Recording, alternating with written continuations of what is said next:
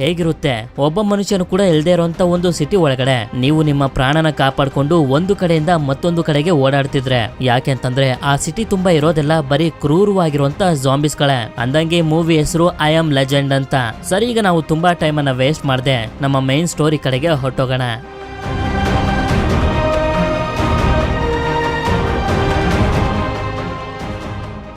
ಈ ಕತೆ ಶುರುವಾದಾಗ ನಮ್ಗೆ ತೋರಿಸ್ತಾರೆ ಹ್ಯಾಲಿಸ್ ಅನ್ನೋ ಒಬ್ರು ಸೈಂಟಿಸ್ಟ್ ಕ್ಯಾನ್ಸರ್ ನ ವಾಸಿ ಮಾಡೋದಕ್ಕೆ ಒಂದು ವೈರಸ್ ಅನ್ನ ಕಂಡಿಡ್ದಿರ್ತಾರೆ. ಆ ವೈರಸ್ ನ ಯೂಸ್ ಮಾಡ್ಕೊಂಡು ಯಾವುದೇ ತರದ ಕ್ಯಾನ್ಸರ್ ನ ಬೇಕಾದ್ರೂ ಕ್ಯೂರ್ ಮಾಡಬಹುದು ಅಂತ ಹೇಳ್ತಿರ್ತಾರೆ. ಇಲ್ಲಿಂದ ಸೀನ್ 3 ವರ್ಷದ ನಂತರ ಶಿಫ್ಟ್ ಆದಾಗ ನಮ್ಗೆ ನ್ಯೂಯಾರ್ಕ್ ಸಿಟಿನ ತೋರಿಸ್ತಾರೆ. ಈಗ ಈ ಸಿಟಿ ಸಂಪೂರ್ಣವಾಗಿ ಪಾಳು ಬಿದ್ದೋಗಿರುತ್ತೆ. ಎಷ್ಟೇ ಹುಡುಕಿದ್ರು ಕೂಡ ಒಬ್ಬ ಮನುಷ್ಯನು ಕೂಡ ಇಲ್ಲಿ ಕಾಣೋದಿಲ್ಲ.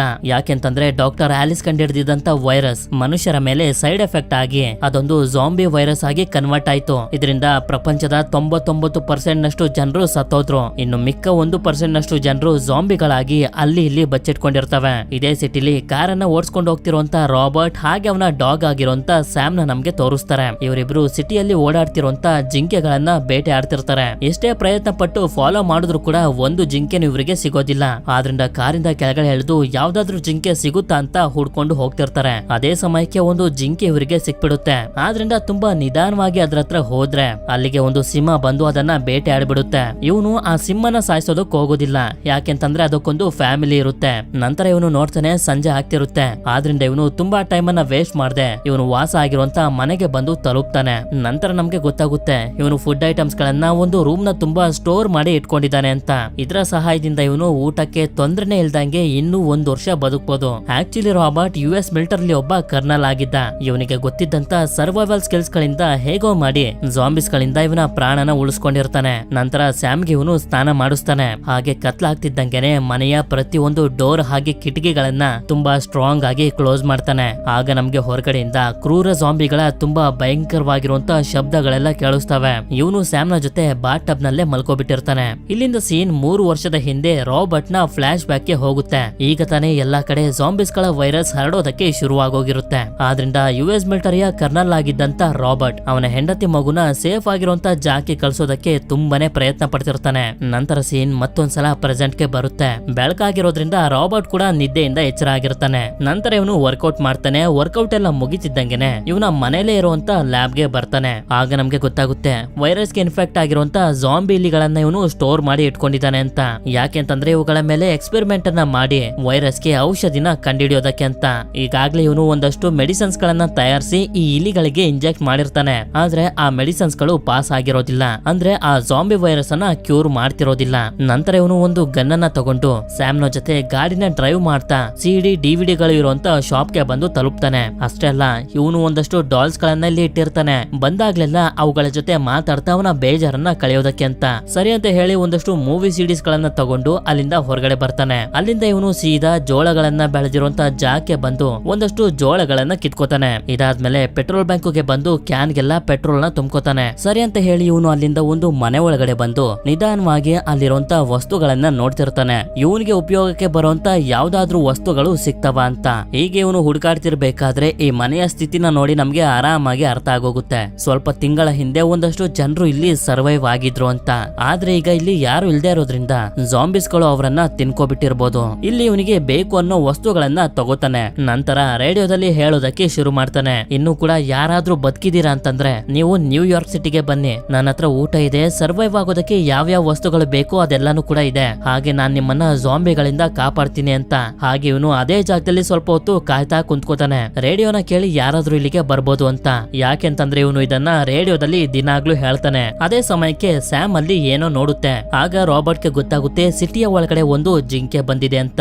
ಆದ್ರಿಂದ ಇವನು ಹಾಗೆ ಸ್ಯಾಮ್ ಇಬ್ರು ಕೂಡ ಜಿಂಕೆನ ಫಾಲೋ ಮಾಡೋದಕ್ಕೆ ಶುರು ಮಾಡ್ತಾರೆ. ಹೀಗೆ ಅದನ್ನ ಫಾಲೋ ಮಾಡ್ತಾ ಮಾಡ್ತಾ ಸ್ಯಾಮ್ ಒಂದು ಬಿಲ್ಡಿಂಗ್ ನ ಒಳಗಡೆ ಹೊರಟೋಗುತ್ತೆ. ಅದನ್ನ ನೋಡಿ ರಾಬರ್ಟ್ ಅಂತೂ ತುಂಬಾನೇ ಗಾಬರಿ ಆಗೋಗಿರ್ತಾನೆ.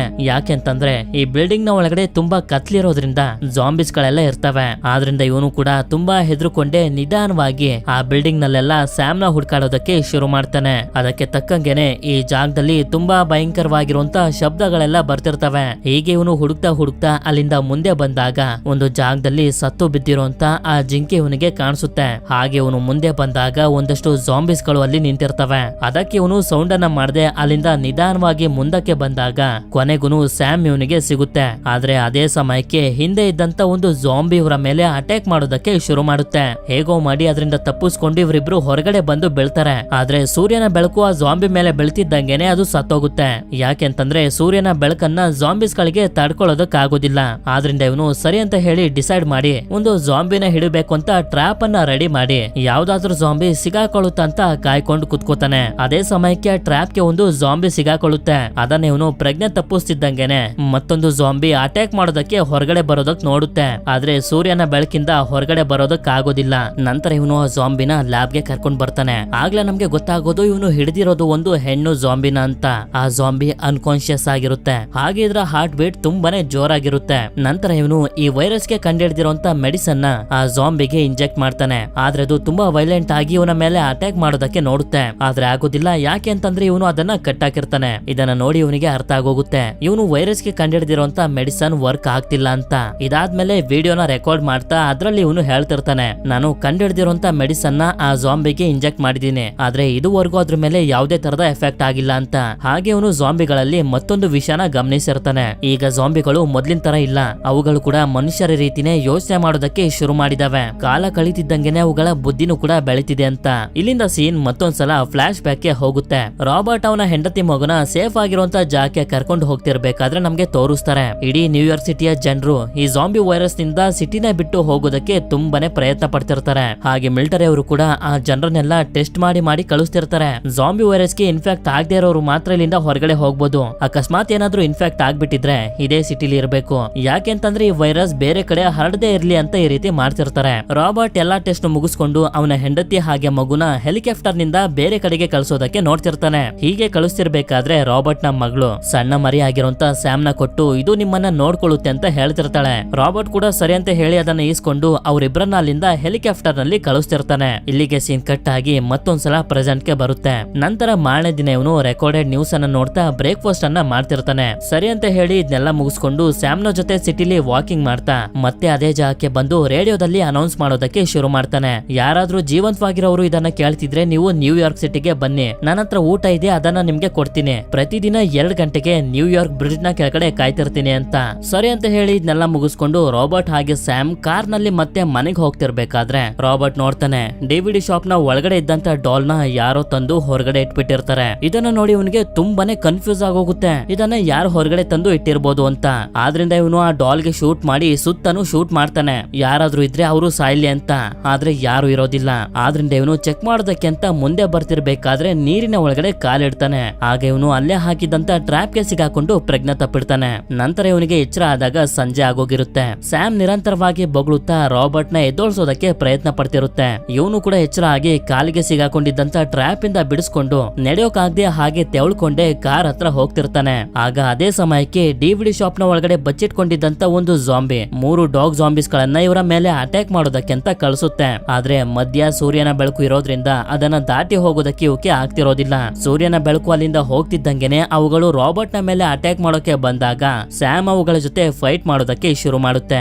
ಒಂದು ರಾಬರ್ಟ್ ನ ಮೇಲೆ ಅಟ್ಯಾಕ್ ಮಾಡೋದಕ್ಕೆ ಬಂದಾಗ ಅದನ್ನ ಸಾಯಿಸ್ಬಿಡ್ತಾನೆ. ನಂತರ ತುಂಬಾ ಕಷ್ಟಪಟ್ಟು ಆ 3 ಡಾಗ್ ಜಾಂಬಿಸ್ ಗಳನ್ನ ಸಾಯಿಸ್ಬಿಡ್ತಾರೆ. ಆದ್ರೆ ಫೈಟ್ ಮಾಡ್ತಿರ್ಬೇಕಾದ್ರೆ ಆ ಡಾಗ್ ಜಾಂಬಿಸ್ ಗಳು ಸ್ಯಾಮ್ ಗೆ ಕಚ್ಚಾಕ್ಬಿಟ್ಟಿರ್ತವೆ. ಆದ್ರಿಂದ ಸ್ಯಾಮ್ ಜಾಂಬಿ ಆಗೋದಕ್ಕಿಂತ ಮುಂಚೆ ಅದನ್ನ ಲ್ಯಾಬ್ ಗೆ ಕರ್ಕೊಂಡ್ ಬಂದು ಇವನು ಕಂಡಿಡಿದಿರುವಂತ ಮೆಡಿಸನ್ ಅದಕ್ಕೆ ಕೊಟ್ಟು ಸ್ಯಾಮ್ ಮತ್ತೆ ಸರಿ ಹೋಗುತ್ತೆ ಅಂತ ಇವನು ಕಾಯ್ಕೊಂಡು ಕುಂತಿರ್ಬೇಕಾದ್ರೆ ಗಮನಿಸ್ತಾನೆ ಇದು ನಿಧಾನವಾಗಿ ಜಾಂಬಿ ಆಗಿ ಕನ್ವರ್ಟ್ ಆಗ್ತಿರುತ್ತೆ. ಅದು ಅಟ್ಯಾಕ್ ಮಾಡೋದಕ್ಕೆ ಶುರು ಮಾಡ್ತಿದ್ದಂಗೆನೆ ಇವನೇ ಅದನ್ನ ಉಸಿರು ಕಟ್ಸಿ ಸಾಯಿಸ್ಬಿಡ್ತಾನೆ. ಇದರಿಂದ ಇವನಿಗೆ ತುಂಬಾನೇ ಬೇಜಾರಾಗೋಗುತ್ತೆ. ಯಾಕೆಂತಂದ್ರೆ ಸ್ಯಾಮ್ ನ ಇವನಿಗೆ ಕೊಟ್ಟಿದ್ದು ಇವನ ಮಗಳು. ಇದೇ ಬೇಜಾರ್ನಲ್ಲಿ ಇವನು ಸ್ಯಾಮ್ ನ ತಗೊಂಡ್ ಬಂದು ಮಣ್ಣು ಮಾಡ್ತಾನೆ. ಇದೆಲ್ಲ ಆದ್ಮೇಲೆ ಇವನು ಮತ್ತೆ ಡಿವಿಡಿ ಶಾಪ್ ಗೆ ಬಂದು ಅಲ್ಲಿರುವಂತಹ ಡಾಲ್ ಜೊತೆ ಮಾತಾಡೋದಕ್ಕೆ ಶುರು ಮಾಡ್ತಾನೆ. ಆ ಜಾಂಬಿಯ ಮೇಲೆ ನಾನು ದ್ವೇಷನ ತೀರಿಸ್ಕೊಳ್ಳೇಬೇಕು ಅಂತ.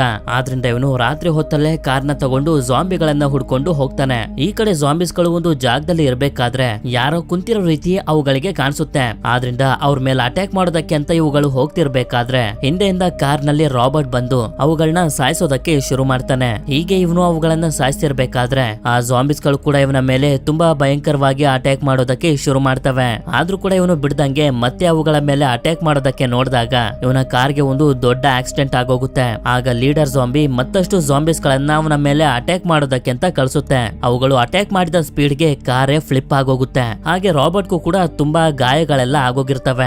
ನಂತರ ಲೀಡರ್ ಜಾಂಬಿ ಬಂದು ಇನ್ನೇನು ಇವನನ್ನ ಸಾಯಿಸ್ಬೇಕು ಅಂತ ಅನ್ಕೊಳ್ಳೋಷ್ಟ್ರಲ್ಲಿ ಯಾರೋ ತುಂಬಾ ಬ್ರೈಟ್ ಆಗಿರುವಂತ ಯುವಿ ಲೈಟ್ಸ್ ಗಳನ್ನ ಹಾಕಿ ಆ ಜಾಂಬಿಸ್ ಗಳನ್ನೆಲ್ಲ ಓಡಿಸ್ತಾರೆ. ನಂತರ ಅವರು ರಾಬರ್ಟ್ ನ ಕಾಪಾಡಿ ಅವನನ್ನ ಕೇಳ್ತಿರ್ತಾರೆ, ನಿಮ್ ಮನೆ ಎಲ್ಲಿದೆ ಅಂತ. ಇವನ್ಗೆ ಸರಿಯಾಗಿ ಪ್ರಜ್ಞೆ ಇಲ್ಲ ಅಂದ್ರೂ ಕೂಡ ತುಂಬಾ ಕಷ್ಟಪಟ್ಟು ಅಡ್ರೆಸ್ ಅನ್ನ ಹೇಳ್ತಿರ್ತಾನೆ. ನಂತರ ಸೀನ್ ಇಲ್ಲಿಂದ ಮತ್ತೊಂದ್ಸಲ ಫ್ಲಾಶ್ ಬ್ಯಾಕ್ ಗೆ ಹೋಗುತ್ತೆ. ರಾಬರ್ಟ್ ಅವನ ಹೆಂಡತಿ ಹಾಗೆ ಮಗುನ ಹೆಲಿಕಾಪ್ಟರ್ ನ ಸಹಾಯದಿಂದ ಬೇರೆ ಕಡೆಗೆ ಕಳಿಸ್ತಿರ್ತಾನೆ. ಆದ್ರೆ ಅಲ್ಲಿ ಮಿಲಿಟರಿ ಅವರು ಬಾಂಬ್ ಹಾಕೋದಕ್ಕೆ ಶುರು ಮಾಡ್ತಾರೆ. ಯಾಕೆಂತಂದ್ರೆ ಇಲ್ಲಿ ಜಾಂಬಿಗಳು ಜಾಸ್ತಿ ಆಗೋಗಿದಾವೆ ಅಂತ. ಅದೇ ಸಮಯಕ್ಕೆ ಒಂದು ಹೆಲಿಕಾಪ್ಟರ್ ನ ಮೇಲೆ ಜಾಂಬಿಸ್ ಗಳು ಅಟ್ಯಾಕ್ ಮಾಡಿ ಆ ಹೆಲಿಕಾಪ್ಟರ್ ಬಂದು ರಾಬರ್ಟ್ ಹಾಗೆ ಅವನ ಮಗು ಇರುವಂತ ಹೆಲಿಕಾಪ್ಟರ್ ಗೆ ಕ್ರಾಶ್ ಆಗೋಗುತ್ತೆ.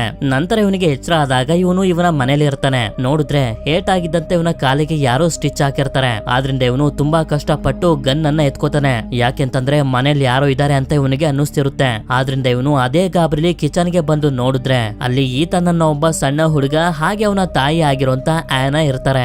ಬದುಕಿರುವಂತ ಇಬ್ರು ಮನುಷ್ಯರನ್ನ ನೋಡಿ ಇವನಿಗೆ ತುಂಬಾನೇ ಶಾಕ್ ಆಗೋಗಿರುತ್ತೆ. ಆದ್ರಿಂದ ಇವನು ಕೈಲಿದ್ದಂತ ಗನ್ ಅನ್ನ ಅಲ್ಲೇ ಇಡ್ತಾನೆ. ಆಗ ಆನಾ ಇವನಿಗೆ ಹೇಳ್ತಾಳೆ, ನನ್ಗೆ ನಿಮ್ ಮನೇಲಿ ಪಾಸ್ತಾ ಸಿಕ್ತು, ಬನ್ನಿ ಊಟ ಮಾಡಿ ಅಂತ ಹೇಳಿ ಇವರು ಹಾಕೊಂಡು ಅವನಿಗೂ ಕೂಡ ಕೊಡ್ತಾರೆ. ಹೀಗೆ ಇವರು ಬ್ರೇಕ್ಫಾಸ್ಟ್ ಅನ್ನ ಮಾಡ್ತಿರ್ಬೇಕಾದ್ರೆ ಆನಾ ಹೇಳ್ತಾಳೆ, ನೀವು ರೇಡಿಯೋದಲ್ಲಿ ಹೇಳಿದ್ದನ್ನ ಕೇಳಿ ನಾವಿಲ್ಲಿಗೆ ಬಂದ್ವಿ. ನಿಮ್ಗೋಸ್ಕರ ನೆನ್ನೆ ಪೂರ್ತಿ ನಾವು ಆ ಬ್ರಿಡ್ಜ್ ನ ಕೆಳಗಡೆ ಕಾಯ್ತಿದ್ವಿ. ಆದ್ರೆ ನೀವು ಬರ್ಲೇ ಇಲ್ಲ.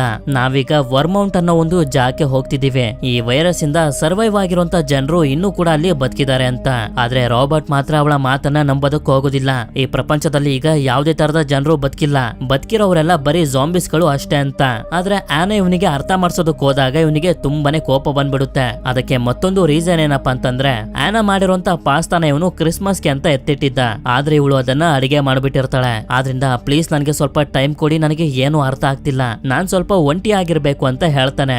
ಆಗ ಇವನಿಗೆ ರಿಯಲೈಸ್ ಆಗುತ್ತೆ ಇವನು ತಪ್ಪಾಗಿ ನಡ್ಕೊಂಡ ಅಂತ. ಅದಕ್ಕೆ ಇವನು ಕೆಳಗಡೆ ಬಂದಾಗ ಈತನ್ ಟಿವಿಲಿ ಸ್ಟ್ರೈಕ್ ಅನ್ನೋ ಒಂದು ಮೂವಿನ ನೋಡ್ತಿರ್ತಾನೆ. ಆಗ ಅದನ್ನ ನೋಡಿ ರಾಬರ್ಟ್ ಆ ಮೂವಿಲಿರುವಂತ ಒಂದು ಸಣ್ಣ ಸಣ್ಣ ಡೈಲಾಗ್ ನು ಕೂಡ ಹೇಳ್ತಿರ್ತಾನೆ.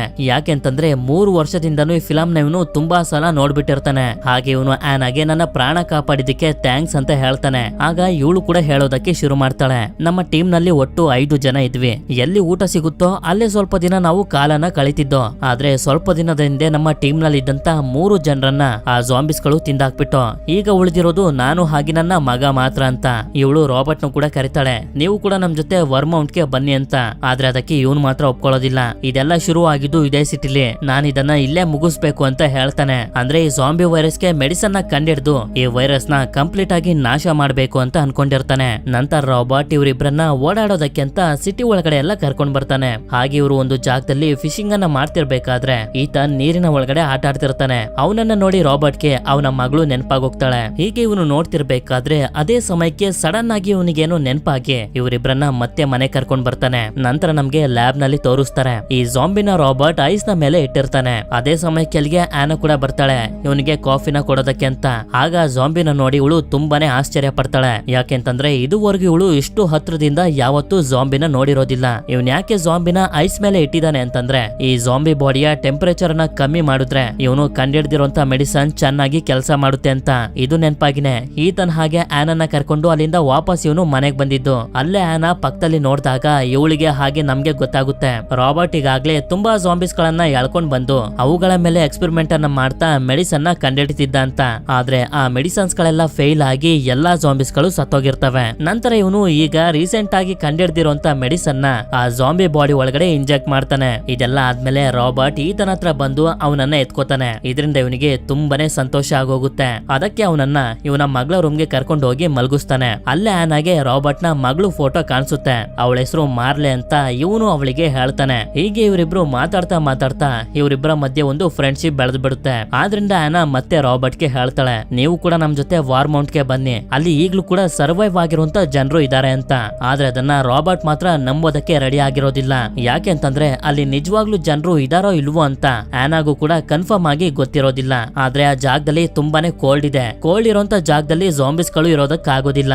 ಅಲ್ಲಿ ಖಂಡಿತ ಮನುಷ್ಯರು ಸರ್ವೈವ್ ಆಗಿರ್ತಾರೆ ಅಂತ ಹೇಳ್ತಿರ್ತಾಳೆ. ಆದ್ರಿಂದ ಇವನು ಅವಳಿಗೆ ಹೇಳಿ ಅರ್ಥ ಮಾಡಿಸೋದಕ್ಕೆ ಶುರು ಮಾಡ್ತಾನೆ. ಈ ವೈರಸ್ ಇಂದ ಇಡೀ ಪ್ರಪಂಚದಲ್ಲಿ 90% ನಷ್ಟು ಜನರು ಸತ್ತೋದ್ರು. ಇನ್ನು ಉಳಿದ 10% ನಲ್ಲಿ 9% ನಷ್ಟು ಜನರು ಜಾಂಬಿ ಆಗೋದ್ರು. ಆದ್ರೆ ಕೊನೆಗೆ ಉಳಿದಿದ್ದಂತ ಒಂದೇ 1% ನಷ್ಟು ಜನರು ಮಾತ್ರ ಸರ್ವೈವ್ ಆಗಿದ್ದು. ಆದ್ರೆ ಅದರಲ್ಲಿ ತುಂಬಾ ಜನರನ್ನ ಜಾಂಬಿಸ್ ಗಳು ತಿಂದಾಕ್ಬಿಟ್ಟು ನನಗೆ ಗೊತ್ತಿರೋ ಪ್ರಕಾರ ಇಡೀ ಪ್ರಪಂಚದಲ್ಲಿ ಈಗ ಬದುಕಿರೋದು ನೀನು, ನಾನು, ಈತನ್ ಮಾತ್ರ ಅಂತ. ಅಂತ. ಅದೇ ಸಮಯಕ್ಕೆ ರಾಬರ್ಟ್ಗೆ ಹೊರಗಡೆಯಿಂದ ಜಾಂಬಿಸ್ ಗಳ ಶಬ್ದ ಕೇಳಿಸುತ್ತೆ. ಯಾಕೆಂತಂದ್ರೆ ಆನಾ ರಾಬರ್ಟ್ ನ ಕರ್ಕೊಂಡು ಮನೆಗ್ ಬಂದಿದ್ದು ಬೆಳಗಿನ ಜಾವದ ಟೈಮ್ ನಲ್ಲಿ. ಆ ಟೈಮ್ ನಲ್ಲಿ ಸೂರ್ಯನ ಬೆಳಕು ಇಲ್ಲದೆ ಇದ್ದಿದ್ರಿಂದ ಜಾಂಬಿಸ್ ಗಳು ಇಲ್ಲಿವರೆಗೂ ಇವರನ್ನ ಫಾಲೋ ಮಾಡ್ಕೊಂಡು ಬಂದ್ಬಿಟ್ಟಿರ್ತವೆ. ಕಿಟಕಿಲಿ ನೋಡಿದ್ರೆ ಆ ಜಾಂಬಿಗಳೆಲ್ಲ ಬರ್ತಿರ್ತವೆ.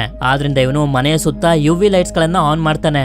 ಆದ್ರೆ ಅವುಗಳು ಅದನ್ನ ಧ್ವಂಸ ಮಾಡ್ಕೊಂಡು ಮುಂದಕ್ಕೆ ಬರ್ತಿರ್ತವೆ. ಅದಕ್ಕೆ ಇವನು ಮನೆಯ ಸುತ್ತ ಇಟ್ಟಿದ್ದಂತ ಬಾಂಬ್ ಗಳನ್ನ ಬ್ಲಾಸ್ಟ್ ಮಾಡ್ಬಿಡ್ತಾನೆ. ನಂತರ ಇವನು ಹೊರಗಡೆ ಬಂದು ನೋಡ್ತಾನೆ, ಎಲ್ಲಾ ಜಾಂಬಿಸ್ ಗಳು ಸತ್ತು ಬಿದ್ದಿರ್ತವೆ. ಆದ್ರಿಂದ ಇವನು ಆನಾ ಹಾಗೆ ಈತನ ಹುಡ್ಕೊಂಡು ಮೇಲಕ್ಕೆ ಹೋಗ್ತಿರ್ತಾನೆ. ಅದೇ ಸಮಯಕ್ಕೆ ಅಲ್ಲಿಗೆ ಲೀಡರ್ ಜಾಂಬಿ ಬಂದು ಇವನ ಮೇಲೆ ಅಟ್ಯಾಕ್ ಮಾಡಿ ಸಾಯಿಸೋದಕ್ಕೆ ನೋಡ್ತಿರುತ್ತೆ. ಆದ್ರಿಂದ ಇವನನ್ನ ಮೇಲಿಂದ ಕೆಳಗಡೆ ಎಸ್ದಾಗ ಅಲ್ಲೇ ಇದ್ದಂತ ಒಂದು ಗನ್ ಇವನಿಗೆ ಸಿಗುತ್ತೆ.